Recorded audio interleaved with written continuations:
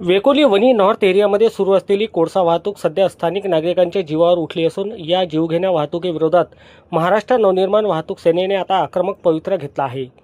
मनसे वाहतूक सेनेचे राज्य उपाध्यक्ष इर्शाद खान यांनी आज प्रत्यक्ष रस्त्यावर उतरून वेकोलीची कोळसा वाहतूक करणाऱ्या वाहनांची कागदपत्रे तपासली असता धक्कादायक सत्य समोर आले। या कारवाईमुळे परिसरात मोठी खळबळ उडाली असून तब्बल 2 तास कोळसा वाहतूक ठप्प झाली होती।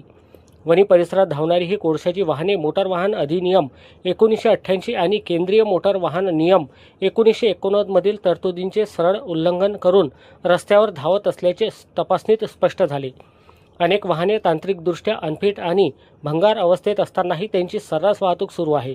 सर्वात गंभीर बाब म्हणजे या परिसरात मोठ्या प्रमाणावर ओव्हरलोडिंग सुरू असूनही स्थानिक उपप्रादेशिक परिवहन विभाग याकडे जाणीवपूर्वक दुर्लक्ष करत असल्याचे दिसून येत आहे।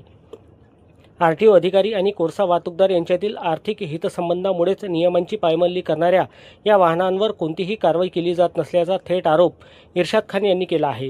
या भ्रष्ट साखळीमुळे परिसरातील रस्त्यांची दुरवस्था झाली असून अपघातांचे प्रमाण प्रचंड वाढले आहे। आंदोलनाची तीव्रता पाहून वेकोलीच्या सब एरिया व्यवस्थापकांनी तातडीने घटनास्थळी धाव घेतली आणि वातावरण निवडण्याचा प्रयत्न केला। मनसेने उघड केलेल्या या अवैध प्रकारानंतर संबंधित दोषी वाहनांवर कारवाई करण्यासाठी वेकोली प्रशासनाने मनसेकडे काही दिवसांची मुदत मागितली आहे। प्रशासनाने योग्य कारवाई न केल्यास आगामी काळात मनसे स्टाईलने अधिक तीव्र आंदोलन छेडण्याचा इशाराही यावेळी देण्यात आला।